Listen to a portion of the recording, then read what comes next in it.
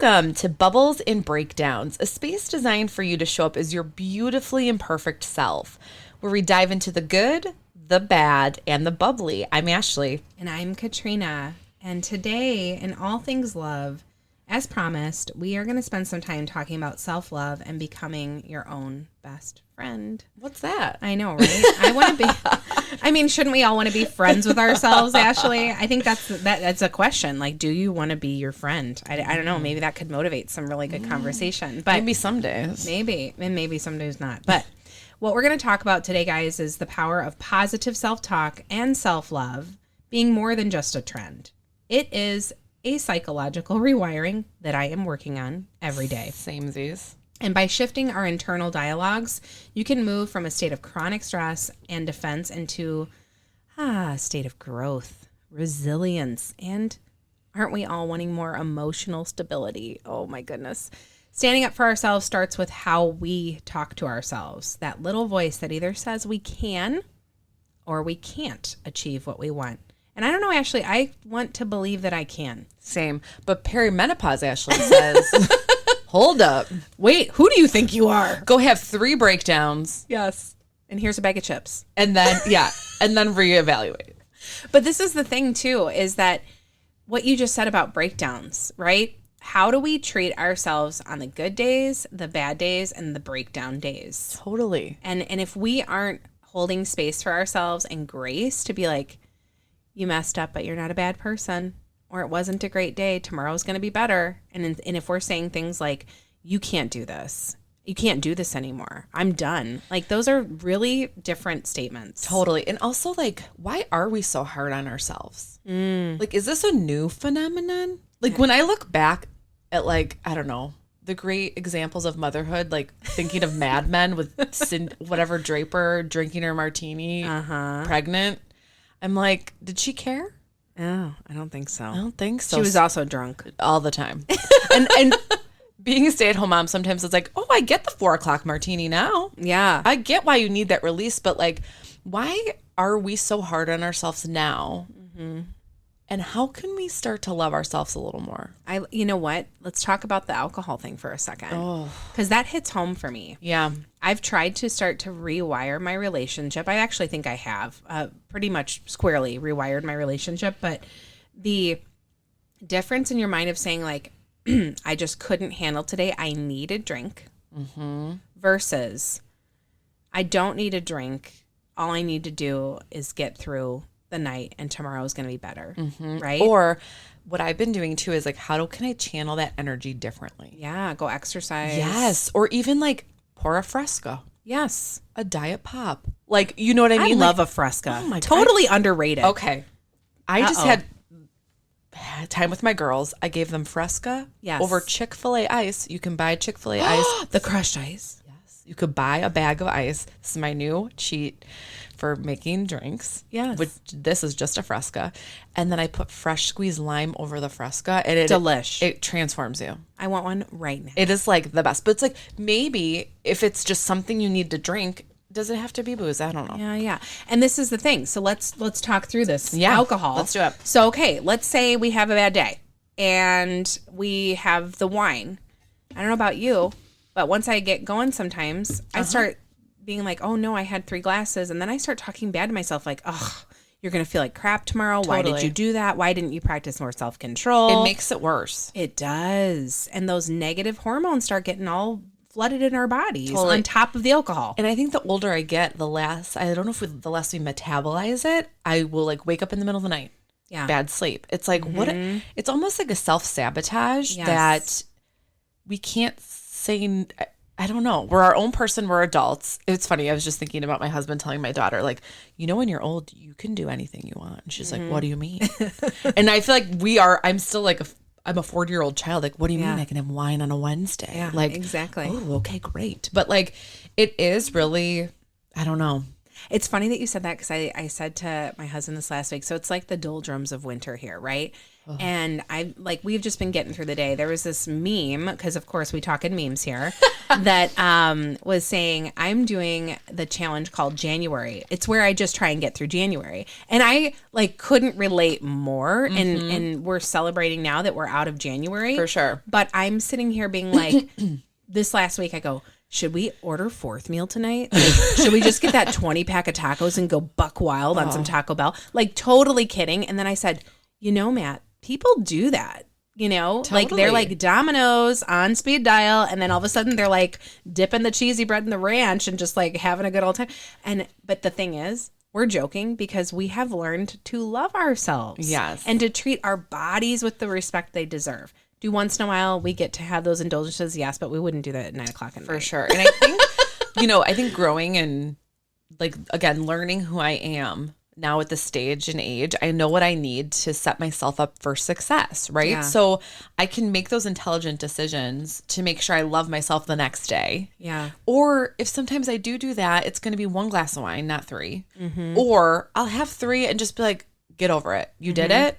Move on. And I think holding ourselves to that degree of just this burden or this self-hatred is just, who's got time for that? And I would even argue maybe there'd be a study out there that could support this because a scholar over here, but is there a study that shows when we consume things that are bad for us, the feelings that we have about it? And I think there is actually, now that I'm saying it, the feelings that we have while we're doing it actually can either increase the negative outcomes physically, so make you feel worse, or if you're feeling good when you're having them and being like, I love these bubbles, or I love this piece of chocolate cake, and I'm so happy eating it, that those positive hormones, those positive, vibes in your body help counterdict the negative impacts. And totally. So if we're going to do things, it's about not doing things and feeling so bad about them. It's about having things without the guilt and then saying, I'm not going to make it a habit. I'm going to be like, yeah, I had a huge piece of chocolate cake and 2 glasses of wine.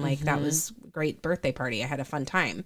But then getting back on the bus and investing in ourselves. Totally. And I think hearing us just talk about this, it just makes me think of we were talking about our goals, right? I think to get in the headspace to make these intelligent decisions where you're setting yourself up for success is it takes time to get there too. Oh, 100%. It can be, like you said, we're in winter or we haven't seen the sun in 8 days, whatever. But also I think moral of the story here, don't take it to heart. Be hard on yourself, but make the decisions that are going to set you up for success. And that's where self-love, I think, really starts to cement itself in your life about really making sure, we did with this intro, right? Show you that you're going to grow. You are resilient, right? Create this path of this emotional stability if you can. But everything that's just going to benefit you in your life to set you up for success. And I think a lot of people coming into this age realize that things aren't worth it anymore. It's not worth that hangover. It's not worth that regret. So why are we in this path of destruction almost, leading ourselves to that feeling? It's not worth it. It's so interesting because it's about having strength in a moment that will make you happier in the long run. Totally. Right? So it's about saying to yourself, I feel better when I do the hard thing. So even let's just think about that phrase. I feel better when I do the hard thing. The easy thing is being like, I'm going to have some wine. It's available. You can pour the glass. You can get that quick little whatever buzz. The hard thing is saying, I'm not going to have the wine because I want to exercise tomorrow morning before the workday. And then instead of having the wine, I'm going to pour my Fresca and I'm going to get my workout clothes ready. And those types of investments in your self-confidence, look at it as currency, if I look at it as currency in my day, exercise is a currency for me right now. I'm going to invest early in my day in exercise. So the rest of the day, I feel proud of that accomplishment. It's not looming over me with you need to go. You got to go. You got to get out there. You got to do it. Instead, it's, I got it done. And I practiced that moment of self-love and invested in my day for myself and did the hard thing. Totally. And whenever I work out, I don't want to eat bad or I don't want a glass of wine. You know what I mean? Good habits, create good habits. Totally. Yes. And that momentum of just going makes you go. So then let's talk about another area. Let's talk about being a mom and our talk to ourselves about child rearing. Because I'll kick off as you're kind of formulating. I'm like just digressing. I'm like, yeah, because, and the reason I'm bringing this up is I think parents unite in the fact that many days we are like, I could have been better. Totally. You know? Mm-hmm. And, you know, I'll just give a very real example. We talk about being unfiltered, like this is unfiltered. So I had a moment where, oh gosh, was it Tuesday this week? Whatever. We're getting ready to go to school. My daughter's being defiant about everything. Picks out her own outfit and then says she doesn't like the outfit and like that it was my fault she didn't like the outfit. And I'm like, you picked it out. I probably tried to hold space for her emotions and tried to be kind 8 or 10 times. But eventually I was like, get over it, get going. And I like yelled, right? And she was mad and I was mad and we're all mad. And then it's like, we're in a bad mood. The whole family's in a bad mood at this point. And she walked up to my husband. I didn't know this at the time. And she goes, why is mommy always yelling at me? Which, by the way, hurts when he told me that. And then I am practicing self-love. And I said, well, that's just not true. I'm not always yelling at her. Mm-hmm. I looked at Matt and I said, that's just not true. I'm not. And I almost let it break me. That comment of like, from a little 6-year-old who felt that way in that moment. And she felt justified saying it. I'm not saying her feeling wasn't real, but you guys, I really don't yell at them that often. And I had to like get myself back to, instead of going down this sinkhole of like, oh my gosh, I am a yelling mom. I made her feel horrible. I'm a terrible mom. I had to like, no, I don't always yell at her. And she was having a really hard day and I tried hard, but yeah, I had a breaking point. I'm not proud of it, but I did, you know? Parenting is, I think, the highest doubt of your confidence and your ability you can ever have. For those who care. For those who care. Like it really, I mean, the same thing. I feel like I've been trying to diet, so I'm a little hangry sometimes. And the other day I was like so hungry. I was like, I just need a snack. Yeah. I was like, you get running around, you forget, whatever. And I think I made the mistake of telling my daughter I was crabby. So then the next day, something else happened. She's like, oh, are you crabby again? And I was like, yes, but don't call me crabby. Right? I was like, I opened this whole dialogue, but then like, so the way I took that too was, to your point, I'm not crabby all the time. No. I mean, listen to me. I'm a lovely human. I'm bubbly. I'm part of the Bubbles and Breakdowns crew. You're the Bubbles. I'm the Breakdowns. But, part of me was kind of like, maybe it's good to see, also for her to see I'm human. Yeah. And that you can have crabby days. Right? But it's how you rebound and how do you come back, and how I think what sets us apart from generational child rearing, right, is like, I am very upfront and I talk about feelings and I apologize too. Yeah, you do repair. I say, I am sorry I was crabby. I needed a beef stick. Yep. And, give me a chomp. And then I like rebound and she's like, it's okay. Yeah. I get that way too, Mom. And I'm like, I know. We just like need a little fuel, right? And same over here. That day that she had said, like, why is Mommy always yelling at me? I picked her up from school. I said, I'm going to pick her up solo. I need some time to chat with her, and took her on a little trip over to Trader Joe's because it's one of our favorite places to go. And the first thing I did, once we got out of the frigid blast of cold, I put my hand on her leg and I said, this morning was really hard. I should not have yelled at you. I'm not proud of myself for yelling, and I love you so much. And she looked at me like, oh, I kind of forgot about that. You know what I mean? Right? What day, Mom? But the fact of the matter is like, that's also self-love. Totally. Of saying like, I am going to be vulnerable enough to admit when I'm wrong. Especially in a parenting role where you are, right, it's always defined as the superior. Right. And they need to listen to you, right? Yes. But I completely agree with you. I think flipping the scripts and knowing yourself enough to take away the pressure of like, don't dwell that you yelled. Yes. Apologize if you feel bad. Yeah. See their reaction. Have them acknowledge it. Yep. It makes me feel better. 100%. And then like we moved along like everything was hunky dory. I mean, totally. Like she's my little sidekick. Like, don't get me wrong, but we all have hard times. And I think that's what self-love, like there's a self-love of like, yeah, I'm going to draw that bubble bath. You know, there's the, I need this rest. I need to go work Self-care. out. Self-care, hashtag, whatever. But then there's like, the real self-love is how do you talk to yourself during those hard moments when you are not your best self and you know you're not? Totally. Do you have self-compassion? Yes. Would you, this rule I think is so important. It's called the best friend rule. If you wouldn't say it to a friend that you love, do not say it to yourself. Mm-hmm. And even if we just start with that, Ashley, in those hard moments where we're starting to go down that absolute tornado of self-hatred, because that's really what it is. Isn't that a hard word? Self-hatred. Like, I don't want to hate myself, so don't. But if we start to swirl and go, I'm a bad parent, I'm a bad friend, I'm a bad wife, oh, I'm just a horrible worker, I am, lazy. Like, think about the hard things that you say to yourself that none of your friends would tell you, and then ask yourself, would I say this to someone I love? Mm-hmm.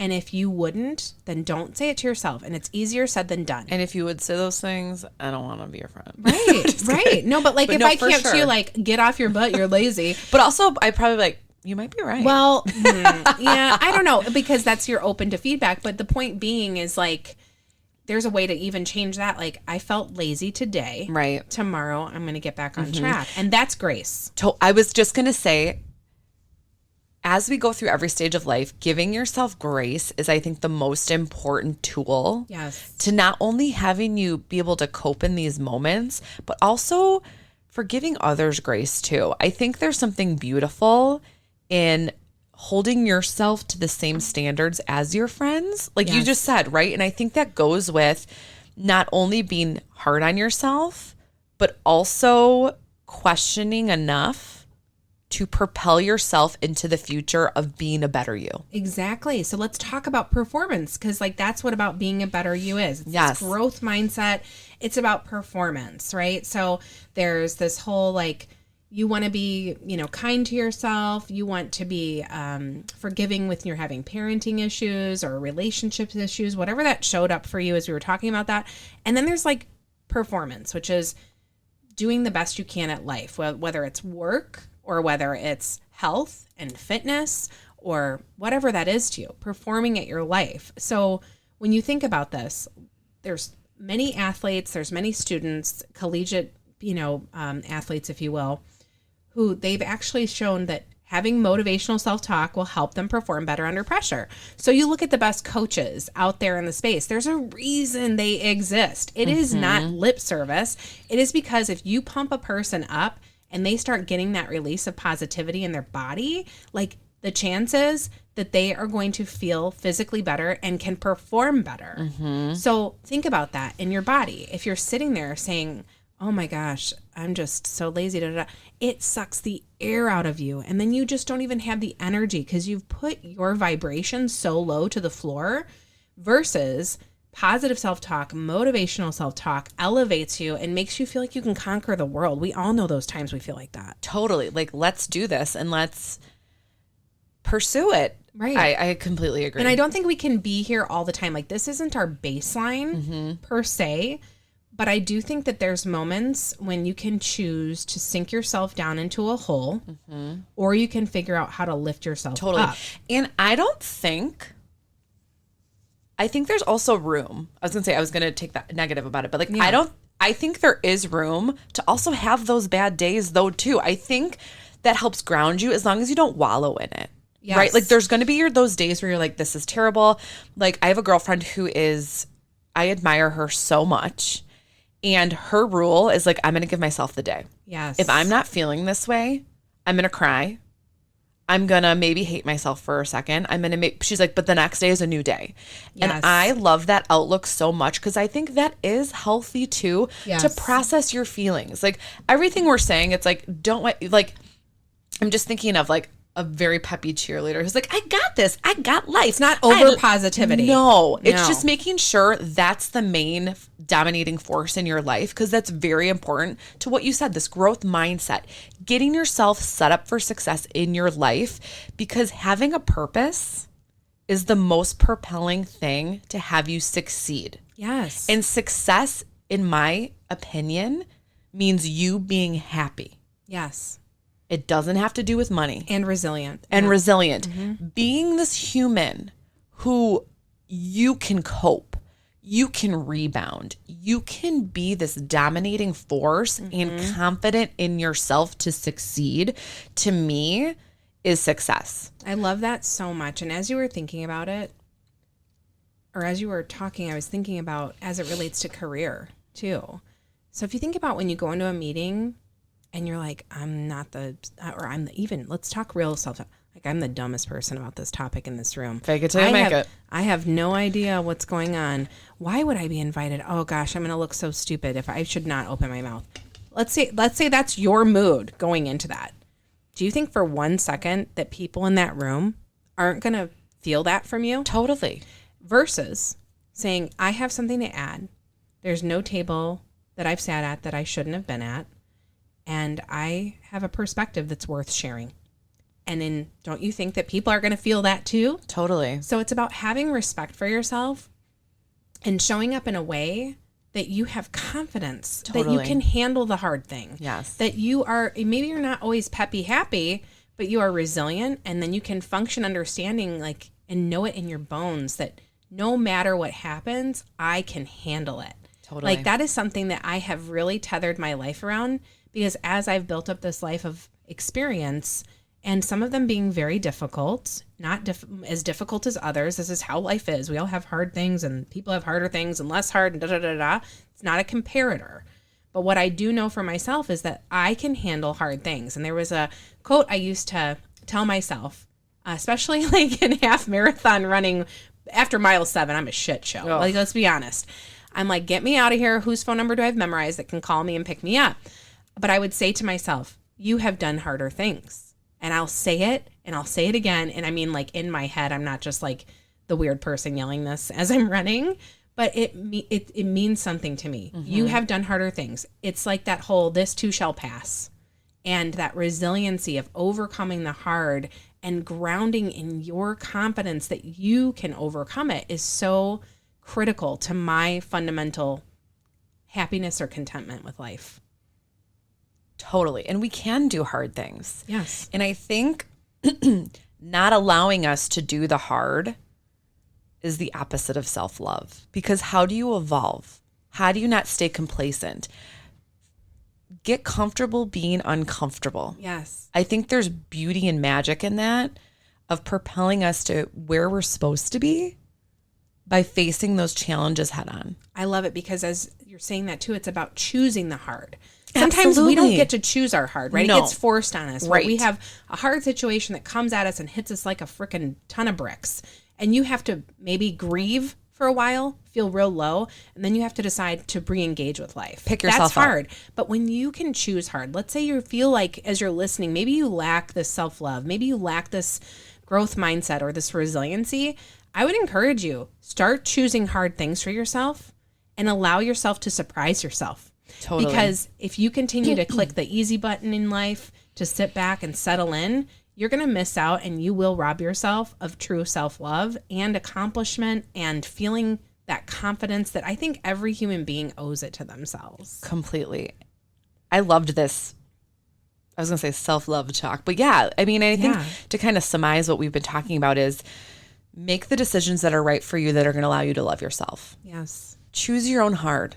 Mm-hmm. Give yourself grace. Mm-hmm. If you wouldn't say this to your best friend, do not even think it in your own brain, because we are wired in a way that is kind of self-hatred, I would say. Yes. And I don't know if that's just the wheels are turning. We're always supposed to be on, and we get overwhelmed. So we start to pick apart our weaknesses to exploit them to ourselves, which is so bizarre. Internal critics are the worst critic. You want to cultivate an internal champion. Oh, how do you like calm your subconscious, right? And I think it is like you were saying, try the hard, choose the hard when you know it's going to complement your life to get to that end all be all success, which is pure happiness. Yeah. Yeah. And then, there'll be harder points that come. And still have a glass of wine. Yeah, right? Exactly. And so I love this episode because I think we owe it to ourselves. We are worthy. And there's no one that we should be more worthy to than ourselves. So as you guys are out there on your self-love journey, I hope this helped you think about it, reframe it in a way that can start to be important for reframing your own thinking. Completely agree. And remember, after every breakdown, don't forget the bubbles. If you're loving what you hear, don't forget to rate, review, subscribe, follow us on Apple Podcasts, listen to us on Spotify or wherever you get your podcasts. Follow us on Instagram and give us some messages and love and whatever you think. But we're really enjoying doing this and having our creative outlets. And this is our half birthday. Yeah, we are. We're half a year old. Oh, cute. It's precious little baby. Let's celebrate with a half glass of shams. Oh. Thanks, everyone. Cheers.